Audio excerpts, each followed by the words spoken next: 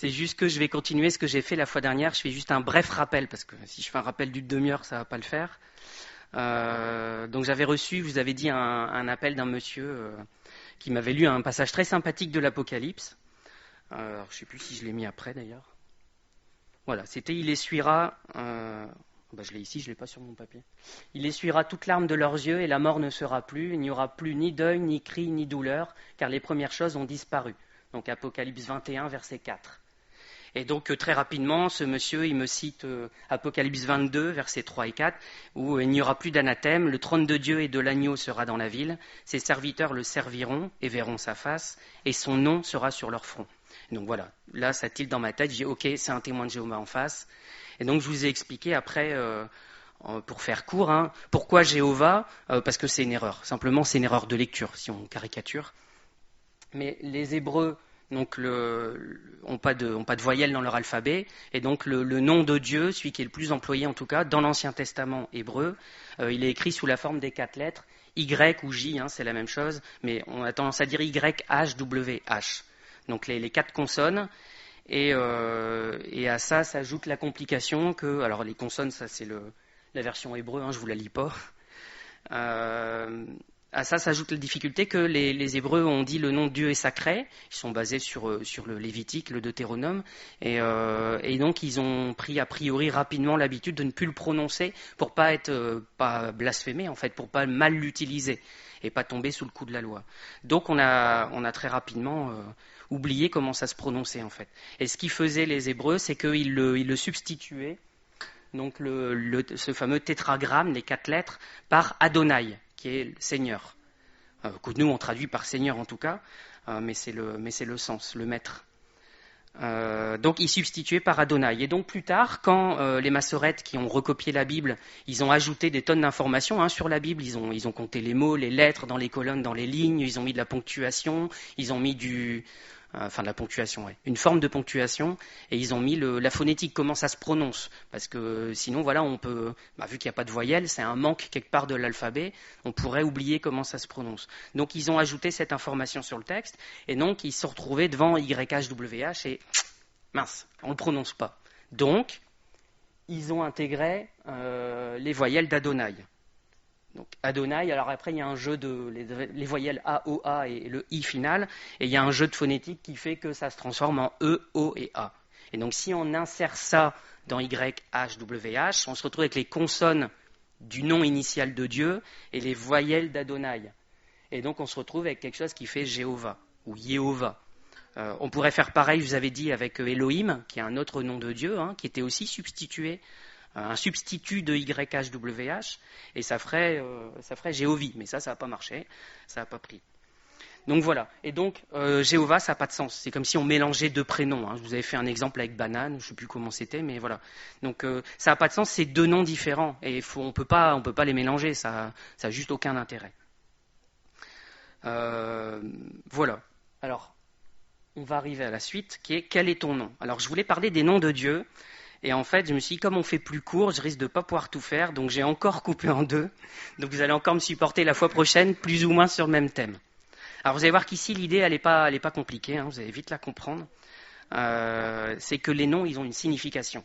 On va me dire, oui, c'est évident, mais je pense qu'il faut bien intégrer quand on lit la Bible que, j'ose pas dire la totalité des noms, mais pour moi la quasi-totalité, parce que je ne peux pas vous certifier qu'il n'y a pas 1 ou 2 exemples où ça ne voudrait pas dire quelque chose, mais pour moi la quasi-totalité des noms veut dire quelque chose dans la Bible. Alors dans Lucky Luke, pour prendre une image qui parle, vous avez des noms comme aigle boiteux, aigle joyeux, hirondelle gazouillante, œil de taupe ça ne doit pas être très positif, petit taureau nerveux, bon, voilà. Pourquoi les gens ils sont appelés comme ça ? On voit aussi chez les Schtroumpfs. J'ai peut-être mis. Ouais, les Schtroumpfs. Il y a Schtroumpf joyeux, Schtroumpf grognon, Schtroumpf à lunettes. Alors pourquoi on les appelle comme ça dans Lucky Luke ou les Schtroumpfs ? Parce que ça veut dire quelque chose, ça qualifie la personne en fait. Quand on voit le nom, voilà, Schtroumpf grognon, on imagine bien un Schtroumpf puis qui râle tout le temps. On a la Schtroumpfette, donc son nom indique que c'est la seule fille du village Schtroumpf. Je crois qu'il y en a une deuxième dans un épisode, mais bon, c'est une autre question. Donc voilà, les noms veulent dire quelque chose. Alors là, c'est facile parce que c'est directement en français, mais les noms qu'on retrouve dans l'hébreu et même pour certains dans le grec, veulent dire quelque chose. Alors on va s'attarder là-dessus parce que je veux bien qu'on intègre ça dans notre mode de pensée. Donc Paul en a parlé la semaine dernière déjà, hein, il a déjà fait une introduction à ce sujet-là. Il a parlé de Josaphat, il a parlé donc Dieu juge, il a parlé de Michée, qui est la même racine que Michaël, c'est pour ça que j'ai retenu, qui est comme l'Éternel. C'est une question, hein, et ça amène la réponse évidente, personne, nul n'est comme l'Éternel. Et donc, dans toute la Bible, on peut s'amuser à ça. Bon, ça va pas être rigolo à force, hein, mais si vous prenez votre Bible, alors j'aime bien la seconde, c'est la Genève 79, je crois, hein, où il y a toutes les petites notes en bas. Et vous pouvez quasiment tourner les pages et regarder. La moitié des notes en bas, c'est soit des références vers d'autres versets, soit des explications des noms, justement. Parce que sinon, nous, on rate quelque chose quand on lit le texte. Donc, c'est un premier point à retenir pour nous. Quand on lit le texte, si on croise un nom, ça veut dire quelque chose. Donc ça a un intérêt de regarder ce que ça veut dire. Alors dans certains logiciels, on peut avoir la signification, on peut l'avoir dans certaines versions des Bibles. Bon, je pense que la majorité des versions modernes, maintenant, il y a des notes en bas avec le nom. Alors j'ai choisi un passage quand même pour l'illustrer de manière très concrète, même si on aurait pu prendre la moitié de la Bible. C'est Genèse chapitre 29, et à partir du verset 31. Alors ça va illustrer la guéguerre par enfant interposée entre Léa, Rachel, puis Zilpa, Bila, Jacob. Enfin voilà, c'est une guerre de famille au travers des enfants. Vous allez vite le comprendre, normalement vous le connaissez, hein, ce passage. Donc Genèse 29, verset 32. Léa devint enceinte et enfanta un fils à qui elle donna le nom de Ruben. Et Ruben, ça veut dire « voyez un fils ». Car elle dit, l'Éternel a vu mon humiliation, et maintenant mon mari m'aimera. Elle devint encore enceinte, et enfanta un fils, et elle dit, l'Éternel a entendu que je n'étais pas aimée, et il m'a aussi accordé celui-ci. Et elle lui donna le nom de Siméon, qui veut dire entendre ou exaucer. Elle devint encore enceinte, et enfanta un fils, et elle dit, pour cette fois, mon mari s'attachera à moi, car je lui ai enfanté 3 fils. C'est pourquoi on lui donna le nom de Lévi, ce qui veut dire attaché ou joint.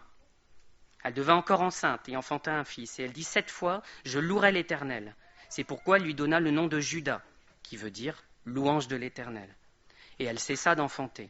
Alors, on pourrait lire tout le chapitre comme ça, parce que ça c'est le côté Léa. Hein, c'est le côté Léa. Donc elle a plusieurs fils à la suite, et elle les appelle. Et voilà, elle les appelle clairement, c'est presque on va dire un affront ou quelque chose qu'elle oppose à Rachel, qui est l'autre épouse de Jacob, en disant, regarde, t'as vu, il va s'attacher à moi, garde encore un fils, Dieu il m'a entendu, et voilà. Alors du coup, ça montre encore un aspect du nom qui est aussi de rappeler, en fait. Ça devient quelque chose qui reste là toute la vie de la personne. Ce nom, il veut dire quelque chose, et donc il rappelle quelque chose. Alors ça continue après, on ne va pas lire le passage, mais avec les enfants de Rachel, puisque Rachel après va donner sa servante pour femme à Jacob. Léa va donner sa servante aussi comme femme à Jacob, histoire que c'est celle qui a le plus de fils en fait, hein, et qui sera la plus aimée, parce que voilà, avoir des enfants, et ça l'est toujours, c'est une bénédiction. Mais voilà, là il y a l'idée dans la Bible de au plus t'as d'enfants, au plus t'es béni. Donc celui qui en a beaucoup, c'est très bien, et la femme par qui c'est arrivé, c'est encore mieux. Donc Dan, c'est le fils suivant, qui veut dire juger, rendre la justice. Parce que Rachel a dit, Dieu m'a rendu justice et il a entendu ma voix. Nephtali, ça signifie luttant, car Rachel dit, j'ai lutté divinement contre ma sœur et j'ai vaincu. Vous voyez, quand je vous dis la guéguerre entre les 2 femmes par enfant interposé, c'est assez... Ça, c'est nos patriarches, hein, les patriarches de la Bible. ils sont comme nous, en fait, et ils ont besoin d'être changés comme nous. Ils ont été changés, puis ça s'est passé il y a un moment. Gad veut dire bonheur. Il a été appelé ainsi parce que Léa s'est écrié quel bonheur lorsqu'il est né. Azer signifie heureux et Issachar signifie salaire, récompense. Zabulon signifie habitation parce que la femme qui l'a eu a dit maintenant mon mari va habiter pour toujours avec moi maintenant que je lui ai encore eu un fils. Dina signifie le jugement.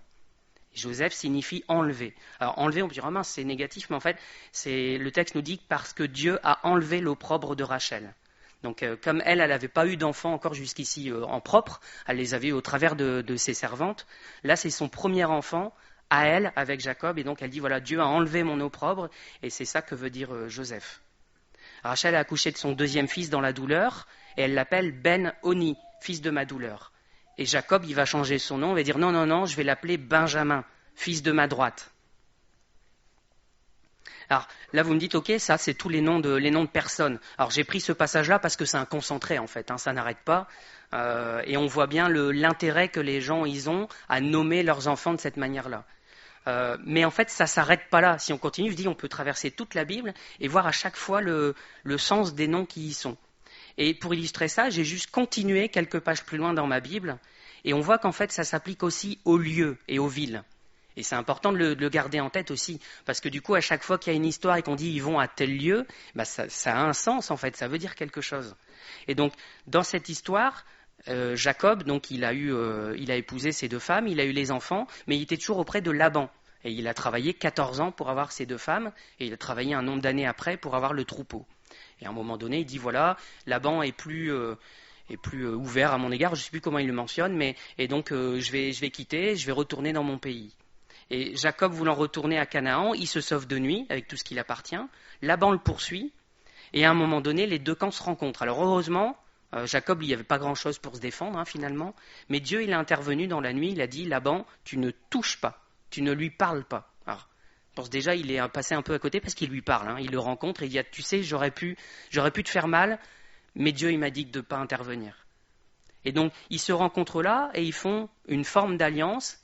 Ils font un autel en fait, ils offrent un sacrifice et le lieu il est appelé, il faut que je suive avec ça c'était les noms des gens, le nom il s'appelle Jégar Shahaduta avec un bon accent araméen, et il s'appelle aussi Galed, et les deux veulent dire la même chose en fait, c'est juste qu'il y en a un en araméen pour Laban et il y en a un en hébreu pour Jacob, et les deux veulent dire monceau du témoignage. Donc c'est Laban, le texte dit Laban l'appela Jégar Shahaduta et Jacob l'appela Galed. Laban dit que ce monceau serve aujourd'hui de témoignage entre moi et toi. C'est pourquoi on lui a donné le nom de Galed. Et vous voyez juste après, on l'appelle aussi Mitzpah, parce que Laban dit que l'Éternel veille sur toi et sur moi quand nous serons l'un et l'autre perdus de vue. Et donc le lieu s'appelle Mitzpah et ça veut dire surveiller, veiller sur. Donc on pourrait retrouver comme ça tous les noms, tous les prénoms et voir ce qu'on peut en retirer. C'est super intéressant. Alors après, voilà, on ne va pas juste lister ça, sinon ça ne va pas être rigolo pour vous. Mais je voulais insister là-dessus. Et l'histoire continue. Je suis assez lourd, mais comme ça l'idée elle sera bien, bien ancrée. Jacob continue son chemin.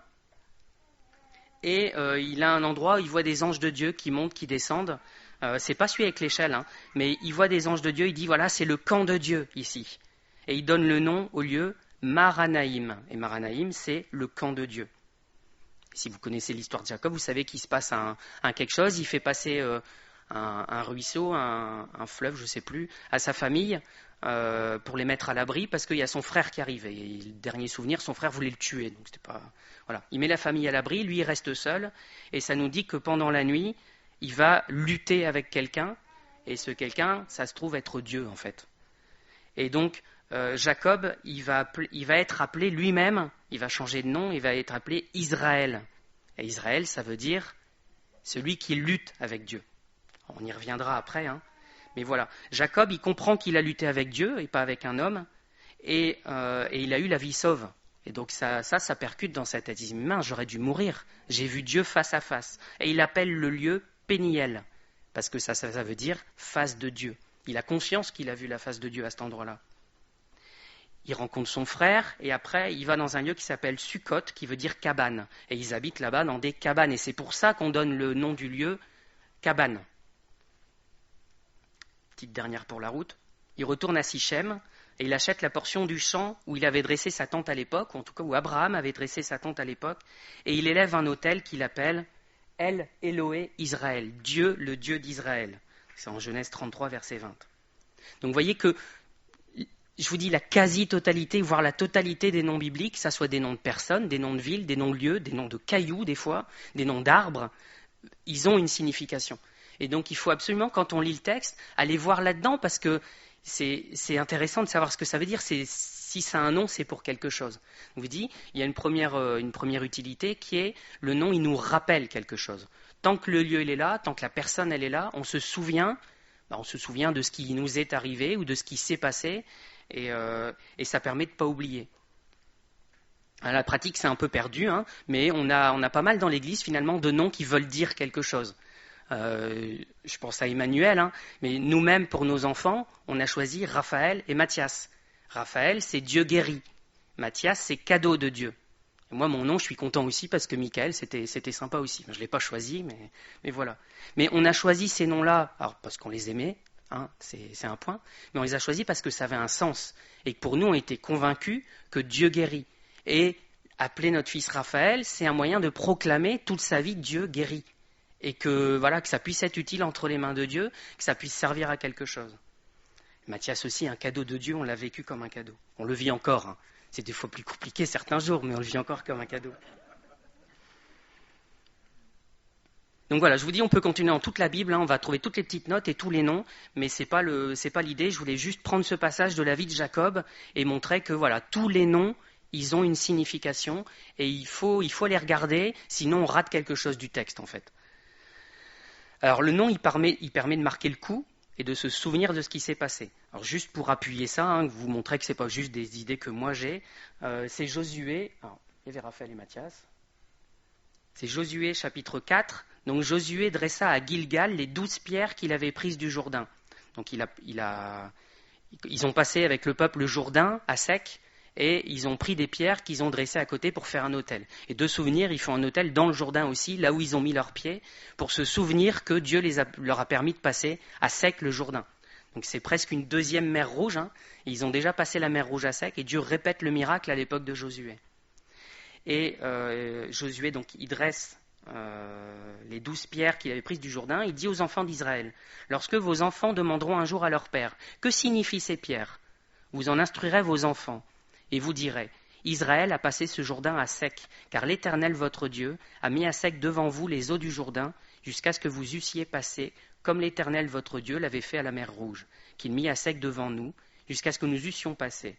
Afin que tous les peuples de la terre sachent que la main de l'Éternel est puissante, et afin que vous ayez toujours la crainte de l'Éternel votre Dieu. Et un peu plus loin, l'Éternel dit à Josué, « Aujourd'hui j'ai roulé de dessus vous l'opprobre de l'Égypte. » Et ce lieu fut appelé du nom de Gilgal jusqu'à ce jour. Parce que Gilgal, ça veut dire rouler. Donc si on voit juste le sens comme ça, on dit rouler. Pourquoi il l'appelait rouler ? Et en fait, ça rappelle ce moment où ils ont roulé les pierres en dehors du Jourdain. Et surtout que Dieu, il a roulé l'opprobre qui venait de l'Égypte. Donc ce verset, il nous montre que c'est un témoignage afin que les peuples de la terre sachent que la main de l'Éternel est puissante. Et c'est que vous ayez toujours la crainte de l'Éternel. Donc c'est double usage en fait. Hein. C'est pour nous le prénom, pour que nous, on se souvienne toujours du Seigneur, de ce qu'il a fait. Et c'est pour que les autres se rendent compte aussi de ce qu'il a fait.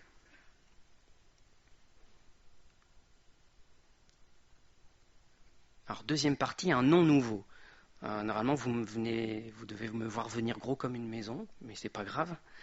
Les noms ont une signification et parfois Dieu il change le nom d'une personne. Alors le nom le plus connu, la personne qu'on pense en premier, à qui on pense en premier, c'est j'aurais quasiment tout eu du coup, c'est bien. Il y a Pierre, Abraham, ouais. Paul, c'est vrai. Tiens, Paul, j'y ai pas pensé quand je l'ai fait. Ouais. Et il nous manque un qu'on a mentionné tout à l'heure, qui est Jacob, qui a été changé en Israël. Alors le premier cas, c'est Abraham. Alors eux, c'est en famille. Ils ont eu tous les deux leur nom changé. Il y a Abraham et Sarai. Donc Abraham, c'était le père élevé. C'est plutôt pas mal. Hein. Je veux dire, c'est déjà, ça montre une certaine dignité, presque une certaine noblesse finalement. Et il est devenu Abraham, qui veut dire le père d'une multitude. Et ça, ce nom-là, il l'a reçu. On lit ça en Genèse 17, verset 5, il l'a reçu quand il a reçu la promesse de Dieu d'avoir une postérité. Donc son nouveau nom, il est symbole de la promesse qu'il a reçue. Et Sarai, qui voulait dire la noble, la distinguée, donc là aussi, c'était plutôt pas mal. Elle est devenue la princesse. Et quelque part, Sarah, en ayant un enfant d'Abraham, elle a intégré la lignée de Christ, en fait. Et elle a intégré la famille de Christ, donc elle est devenue une princesse, effectivement. Alors, c'est intéressant parce que, au moins chez Abraham et Sarai, ou Abraham et Sarah, c'est plus facile pour nous, leur nom initial n'était pas mauvais en fait. Donc, c'était pas mauvais en soi, mais c'était un nom humain. Alors, il y a pire comme nom. Celui que j'aime bien dans la Bible, c'est Nabal. Parce que Nabal, il est fou. Et c'est ce que son nom, c'est ça que ça veut dire. Donc ça, c'est sa femme qui va croiser David et qui lui dit, écoute, fais pas attention, il est comme son nom, il est fou. Voilà. Tous les noms veulent dire quelque chose. Donc, Abraham, voilà, c'est plutôt Abram, pardon. Je vais m'embrouiller avant la fin. C'était pas mauvais en soi, ça valait pas Nabal, mais Dieu il donne quelque chose de mieux encore en fait. Et il donne quelque chose qui est le symbole de la promesse qu'il lui a faite. Il lui donne ce symbole d'ailleurs au moment où il a aucun enfant. Donc c'est un symbole, mais pas de ce que Dieu a fait, c'est même de ce que Dieu va faire. Donc finalement, Abraham, je ne sais pas comment ça s'est passé avec Sarah, mais je ne sais pas, peut-être que Sarah avait l'habitude de dire, Abraham, tu fais... Ah non, tu m'appelles plus comme ça. Dieu, il m'a appelé Abraham. Ah ouais, mais ça fait 40 ans que je t'appelle comme ça, c'est compliqué. Oui, mais Abraham, c'est important parce que c'est le signe de la promesse. Là, on n'a pas d'enfant, mais Abraham, père d'une multitude. Donc c'est un point d'accroche en fait pour lui. C'est un rocher pour lui de se souvenir de ça et qu'il va avoir un enfant. Dieu accomplit sa promesse. Et Sarah, donc de la même manière, en fait, son nom, elle fait partie de la famille de Dieu et elle devient une promesse. Alors, Galates 3, verset 29, si vous êtes à Christ, vous êtes donc la postérité d'Abraham, héritier selon la promesse. Vous voyez que son nom, il est accroché à cette promesse d'un héritage. Et ce n'était pas juste avoir un fils physiquement. Vous savez, si on lit ce passage-là, dans Galates 3, c'est parce qu'on est enfant d'Abraham, nous, en tant que chrétiens. Donc quand on dit père d'une multitude, ce n'est pas que le peuple juif, en fait. C'est tous les chrétiens du monde. Donc la promesse, elle s'est accomplie d'une manière remarquable que lui-même pouvait probablement pas imaginer, en fait.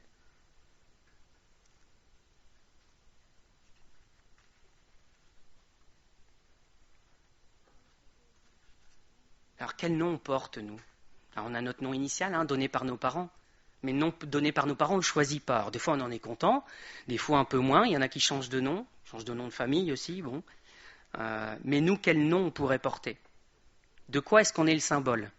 Parce qu'Abraham, il était le symbole de ça. Saraï, elle était le symbole de la promesse de Dieu, d'une postérité qui allait être donnée. Qu'est-ce que ça représente, Michael, autour de moi? Ne me répondez pas, s'il vous plaît. Sérieusement, qu'est-ce que ça représente? Ça pourrait représenter des mauvais souvenirs pour certains. Alors, peut-être que des profs qui m'ont eu à l'école vont dire, ah, Michael, c'était... Il y a Pascal qui fait ça. Donc voilà, Pascal, ça s'accroche peut-être à quelques mauvais souvenirs à l'époque, j'espère effacer maintenant.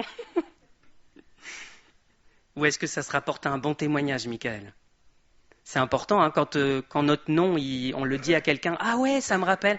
Une fois, on a un directeur national qui est venu chez nous, et puis comme on est tous les chefs, on est obligé de manger avec lui le midi. Alors je dis obligé parce que moi ça me fatigue ces trucs-là. C'est très pompeux, puis les gens, on sent qu'ils essayent tous de se placer, de dire voilà quoi que ce soit. Et ce directeur, il arrive, et il me fait bonjour Monsieur Terrier, puis un bonjour franc et massif quoi. Mais on s'est déjà vu. J'ai dit non. Mais si, on s'est déjà vu à l'école de police temps, machin. Non, j'y suis jamais allé. Vous êtes sûr? Vous me rappelez quelqu'un que j'ai bien connu, quelqu'un que j'aimais bien. J'ai dit, continuez à me confondre, moi ça me va. Et du coup, il a gardé une sympathie pour moi, ce directeur, alors qu'il m'a jamais connu en fait. Mais le nom était accroché, ou la personne, mon visage, je sais pas, il y a quelque chose qui lui rappelait quelqu'un de bien. Et il est revenu une fois au labo, et il était complètement en retard dans ses visites en fait. Et il arrive dans le bureau. Ah, Monsieur Terrier! Donc déjà, je vois le Monsieur Terrier, son visage souriant. Et je dis, vous voulez prendre un café? Oh, je suis en retard là, on est déjà en retard, on devrait déjà être à l'équipe d'après qu'on va visiter. Oh, un petit café, allez. Il s'installe, et puis il discute. Et en fait, il est resté une demi-heure dans le bureau à discuter de manière vraiment normale. J'avais quelqu'un de tout à fait normal, et pas un directeur national en face de moi. Et donc voilà, il y a quelque chose chez moi qui, par chance pour moi, était accroché à une bonne personne. Et donc c'est pareil, quand on dit notre nom, il y a des fois, c'est pas nous, mais les gens, ah ouais, un tel, ah non, c'est pas le même, ah d'accord, parce que celui-là, je l'ai connu à l'époque, mince. Et donc il y a des prénoms qui résonnent différemment en fonction de notre vécu. Mais notre nom à nous, comment il résonne auprès des gens? Ça doit rappeler les promesses de Dieu, ça doit rappeler sa fidélité, ça doit rappeler sa propre personne en fait. Ça doit parler de Dieu quand on dit notre propre nom. Et en fait, on devrait presque abandonner notre nom et prendre celui de Dieu, tout simplement. Alors, le problème, c'est qu'est-ce que ça colle vraiment? Là, on reprend la question dans l'autre sens, hein, on la retourne un peu, mais si moi, on m'appelle Jésus, voilà, on va prendre Jésus, c'est plus simple, est-ce que ça colle bien avec moi? Ou est-ce qu'il y a un décalage et on dit, ah, ça lui va pas bien, ce prénom-là? Ah, il y a des Espagnols qui s'appellent Jésus, hein, c'est un prénom qui est donné assez facilement, d'autres pays aussi, probablement. Alors, on continue avec Abraham et Sarah. Ils ont eu 2 fils. Il y a eu Ismaël, donc Dieu entend. Alors pourquoi il s'appelle comme ça? Parce que sa maman c'est Agar, et Agar elle a été maltraitée par Sarah. Elle a été maltraitée, elle s'est enfuie, elle est dans le désert, et elle a plus d'eau, elle voit son enfant qui est en train de pas loin de mourir, elle a soif aussi, hein, et elle crie à Dieu, et Dieu entend, et lui montre un puits. Alors le puits prend un nom aussi, je ne l'ai pas noté, mais voilà, qui symbolise que Dieu s'est révélé à elle, lui a parlé, et son fils c'est Dieu entend, parce qu'il a entendu sa détresse, et qu'il est venu l'aider. L'autre fils, c'est moins glorieux, parce que c'est Isaac. Et Isaac, c'est il rit. Il rit pourquoi? Parce que quand ils ont entendu la promesse de Dieu, Abraham et Sarah, ils ont ri en disant, mais moi, à mon âge, j'aurai un enfant. Vous voyez qu'on parle d'Abraham qui a reçu la promesse, dont le nom a été changé, et son enfant, il porte les traces de presque son incrédulité à ce moment-là. Alors voilà, Abraham, il a avancé avec Dieu, hein, il a grandi, mais le nom de son fils, il reste accroché à ça. C'est terrible, hein. Donc il ne faut pas gâcher le nom que Dieu nous donne. C'est ça c'est l'idée que je voulais en retirer, c'est que on peut avoir le nom transformé par Dieu, changé pour un nouveau nom, mais si derrière nos fils ils portent les traces de notre incrédulité par leur nom, c'est dommage. Alors Jacob, on est toujours dans la même famille, hein, on descend encore d'une génération. Jacob, il a eu pour fils Ésaü, parce qu'il était roux et velu. Et c'est aussi le nom d'Édom. Édom, ça veut dire roux. Et Jacob, qui est l'usurpateur ou le trompeur. Ouais, hein, tous les noms ne sont pas classe dans la Bible. Mais ce qu'on a dit tout à l'heure, c'est que son nom a été changé et c'est devenu celui qui lutte avec Dieu. Alors pourquoi ça? Alors, c'est un passage on pourrait passer des jours dessus, je pense. Mais Genèse 32, juste le lire pour vous expliquer le pourquoi. Jacob demeura seul. Alors un homme lutta avec lui jusqu'au lever de l'aurore. Voyant qu'il ne pouvait le vaincre, cet homme le frappa à l'emboîture de la hanche. Et l'emboîture de la hanche de Jacob se démit pendant qu'il luttait avec lui. Il dit, « Laisse-moi aller, car l'aurore se lève. » Et Jacob répondit, « Je ne te laisserai point aller, que tu ne m'aies béni. » Et il dit, « Quel est ton nom ?» Et il répondit, « Jacob. » Et il dit encore, « Ton nom ne sera plus Jacob, mais tu seras appelé Israël, car tu as lutté avec Dieu et avec des hommes, et tu as été vainqueur. » Ça déjà c'est étrange, hein, on pourrait parler longtemps là-dessus. Jacob l'interrogea en disant, « Fais-moi, je te prie, connaître ton nom. » Et il répondit, « Pourquoi demandes-tu mon nom ?» Et il le bénit là. Jacob appela ce lieu du nom de Péniel, car, dit-il, j'ai vu Dieu face à face, et mon âme a été sauvée. Alors c'est intéressant, hein, parce que Dieu demande son nom, alors qu'il le connaît très bien. Il change son nom, donc il rappelle bien, voilà qui tu es, Jacob, l'usurpateur, le trompeur. Maintenant tu deviens celui qui lutte avec Dieu. Et on sent dans ce passage que c'est pas négatif en fait. C'est pas juste t'es celui avec qui Dieu il doit galérer parce que voilà il arrive à rien. T'as pris conscience de quelque chose, t'as lutté avec Dieu pour obtenir la bénédiction. Et donc il y a une forme de positif là-dedans quand même.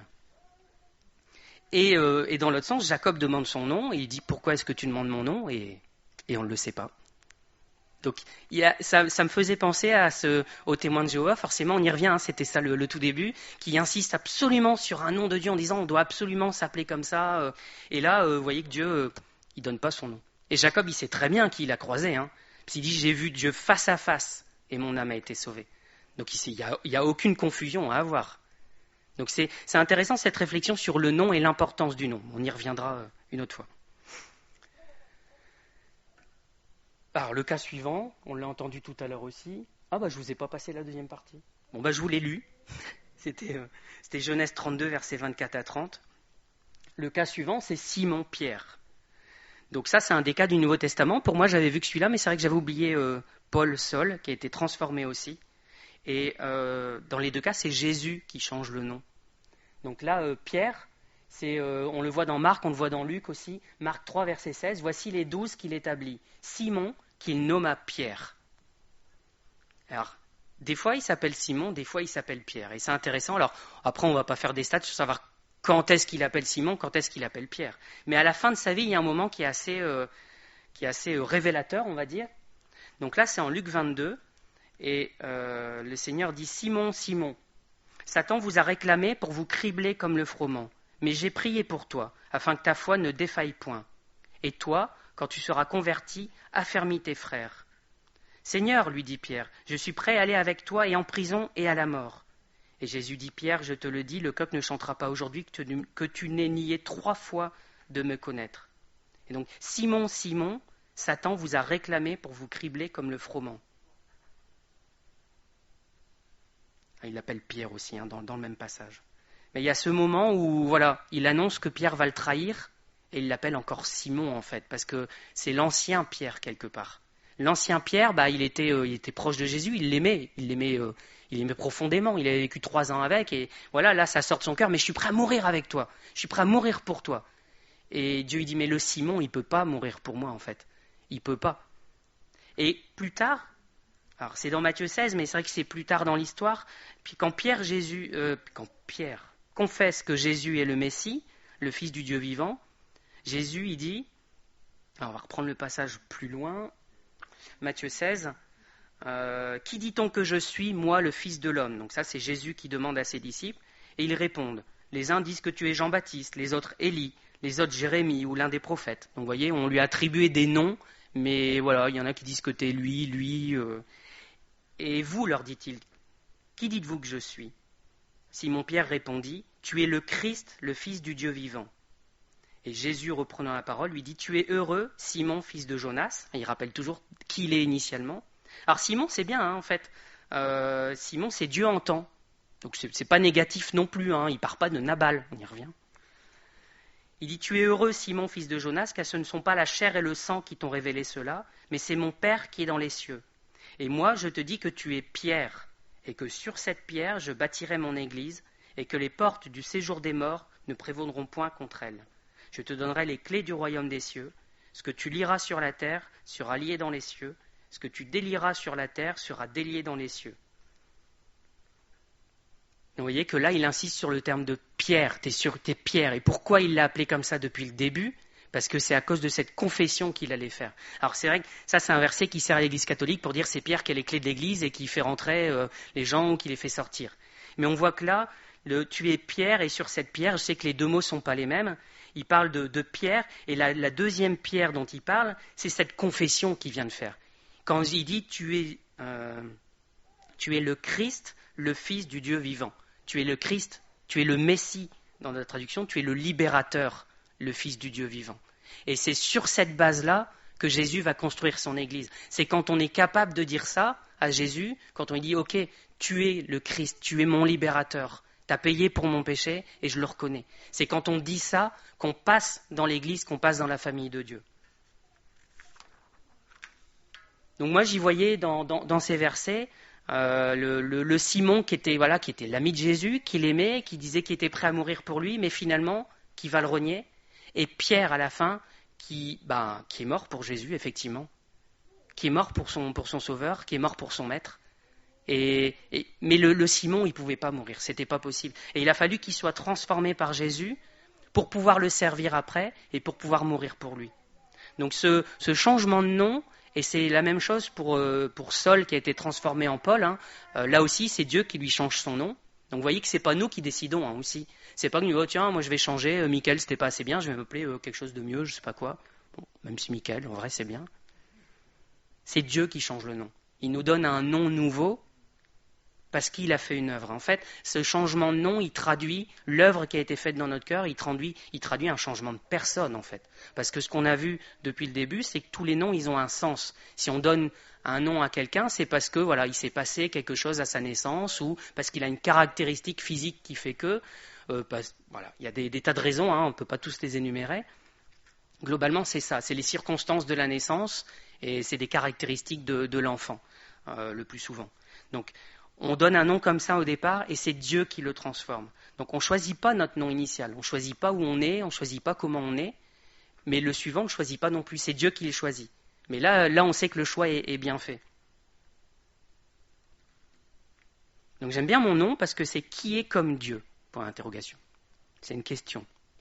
Et avant d'être au Seigneur, quelque part, je trouvais déjà que mon nom était était bien, quoi. Parce que je me dis, bah ouais, qui est comme Dieu, ça pose une question intéressante. Et oui, personne n'est comme Dieu. Donc voilà. Alors, voilà, moi j'ai envie de dire, je suis né dans l'église, mais ça fait tellement d'années, quand j'étais gamin, j'étais déjà dans cette église que, voilà, c'était bien, en fait, Michael, qui est comme Dieu. Mais le jour où on se rend compte que Dieu, il a payé pour nous, le jour où je me rends compte qu'il a payé pour moi, qu'il est mort pour moi, qui est ressuscité pour me donner le Saint-Esprit, une vie nouvelle, bah ouais, qui est comme Dieu? Personne, mais personne n'y est comme lui. Et là, le nom, il prend un sens qui est différent. Vous voyez que j'ai pas changé de nom officiellement, hein, sur ma carte d'identité, mais dans ma tête, le nom, il résonne différemment. Il me dit, merci Seigneur pour ce nom, merci. Je vais terminer. Donc, comme la fois dernière, j'ai envie de terminer avec des versets de l'Apocalypse. Alors, juste pris une note. Alors, je ne l'ai pas dans mon diaporama, parce que c'était ma lecture d'hier soir, en fait. Ma lecture d'hier soir, c'était Deutéronome 28, et c'était le verset 9. Donc, le passage, en fait, ça parle des bénédictions et des malédictions qui sont données sur les monts Ébal et Garizim à l'entrée dans le pays promis.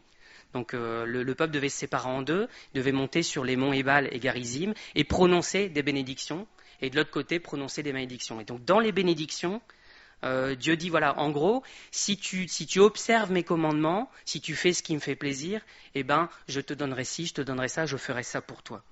Et Deutéronome 28, verset 9, tu seras pour l'Éternel un peuple saint, comme il te l'a juré, lorsque tu observeras les commandements de l'Éternel ton Dieu, et que tu marcheras dans ses voies. Tous les peuples verront que tu es appelé du nom de l'Éternel, et ils te craindront. Donc ça aussi, c'est une question pour nous. Quand les gens nous voient, est-ce qu'on peut dire qu'on est appelé du nom de l'Éternel? Vous voyez, on a vu des changements de nom, mais on a vu personne qui est devenu l'Éternel derrière. Et pourtant, c'est ce qu'il a promis au peuple. En fait, il a promis de mettre son nom sur le peuple d'Israël. Et c'est quelque chose qui est valable dans le Nouveau Testament. En fait, on prend le nom de chrétien, en fait, des petits Christ. On prend le nom de Jésus en devenant comme lui. Et est-ce que les gens voient Jésus au travers de nous? Est-ce qu'ils pourraient nous appeler Jésus? On revient à la question de tout à l'heure. Et donc, dans l'Apocalypse, que celui qui a des oreilles entende ce que l'Esprit dit aux églises. À celui qui vaincra, je donnerai de la manne cachée, et je lui donnerai un caillou blanc. Sur ce caillou est écrit un nom nouveau, que personne ne connaît, si ce n'est celui qui le reçoit. Et un peu plus loin, on a presque une forme d'explication. Apocalypse 3, verset 12. Celui qui vaincra, je ferai de lui une colonne dans le temple de mon Dieu, et il n'en sortira plus. J'écrirai sur lui le nom de mon Dieu, et le nom de la ville de mon Dieu, de la nouvelle Jérusalem qui descend du ciel d'auprès de mon Dieu, et mon nom nouveau. Et on va être bien... On aura pas mal de choses écrites. Ce ne sera pas écrit la poste, pour reprendre la pub. Ce sera écrit le nom de l'Éternel. Et voyez, on a lu ça dans l'Ancien Testament, on le relit dans le Nouveau. On voit au début de la parole, on le voit à la fin de la parole, en fait. Que Dieu, il veut écrire son nom sur notre front. Il veut écrire son nom sur nous. Alors, quel nom est-ce que Dieu nous a donné? Est-ce qu'il nous a bien donné le sien? Est-ce qu'on est digne de porter son nom? Alors, d'office, on va répondre non, parce qu'on ne se sent pas digne. Mais est-ce que lui nous rend digne? Est-ce qu'il nous transforme? Est-ce que ma vie, elle lui fait honneur? Est-ce que les gens, quand ils me croisent, ils peuvent dire « Ah bah ouais, c'est vrai que c'est Jésus ». Il y a des témoignages de missionnaires comme ça, qui vont dans un endroit, qui annoncent Jésus, mais celui que tu me parles, là, je l'ai vu quelque part. Ben non, c'est pas possible, il est mort à 2000 ans. Et en fait, ils ont croisé quelqu'un d'autre qui ressemblait à Jésus tellement que c'était Jésus pour eux. Donc, est-ce que nous, on est comme ça? Il y a du boulot, il y a du niveau, mais c'est le but de Dieu, en fait, c'est d'écrire son nom sur nous. Je vais m'arrêter là. Seigneur, je te remercie de ta parole, Seigneur, de toutes ces questions de noms qui veulent dire quelque chose. Seigneur, ça nous apporte beaucoup de choses dans nos vies. Ça nous permet de nous souvenir aussi, avec notre mémoire qui est si courte, mais de nous souvenir de ce que tu fais. Seigneur, merci de ce que tu fais dans nos vies avant tout. Seigneur, tu nous transformes, tu nous laves de notre péché et tu nous rends semblables à toi. Et Seigneur, donne-nous d'être dignes. Nous ne pouvons pas l'être nous-mêmes, mais tu peux nous rendre dignes, Seigneur, nous transformer à ton image. Seigneur, donne-nous de ne pas attendre d'être au ciel et de ne pas se reconnaître. Mais Seigneur, que quand nous montrons te rejoindre, Seigneur, nous soyons déjà comme toi. Travaille nos cœurs, Seigneur, rends-nous comme toi, Seigneur. Amen.